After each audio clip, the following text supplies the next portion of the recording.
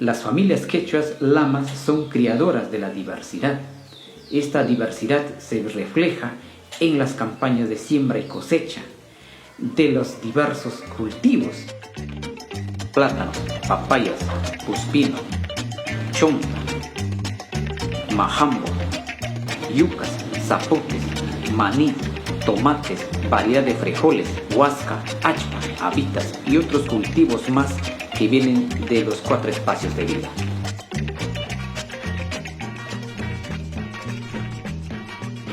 Es muy interesante tener en cuenta que las mujeres son las más preocupadas de tener una comida sana que nos caracteriza como quechuas.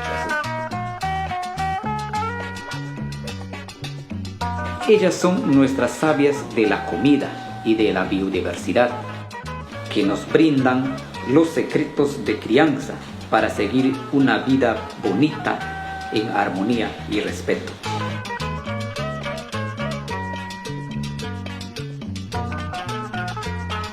En esta preparación de comidas, pues hermanos y hermanas, todo es alegría, nada no es tristeza, y todos ayudan, todos participan, los niños, los abuelos, las abuelas, pues van ahí desgranando los frijoles, van pelando el plátano, van pues ahí también pelando ese majambo. También van ahí despedazando la chonta.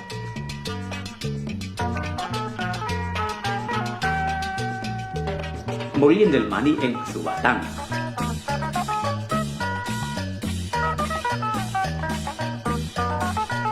También moliendo el ají.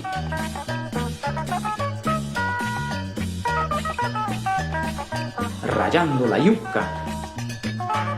Todos ayudan. Los niños van aprendiendo esta forma de preparar estas deliciosas comidas.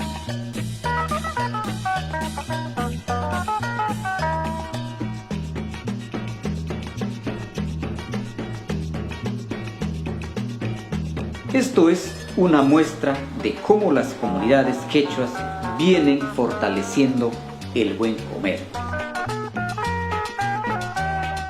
Siempre están presentes frijol huasca, sopa de pescado con su yuca rallada, intutucanga, uchucuta, sopa de chonta, ayahuese majambo canga, rumo guane, cuero de chancho asado, tomate rira, le llaman ese singuiris, caldo de apachura, arroz seco, ensalada de chonta, sopa de callampa y otros potajes más. Nos faltaría tiempo, hermanos, para nombrar. ¡Vamos a comer!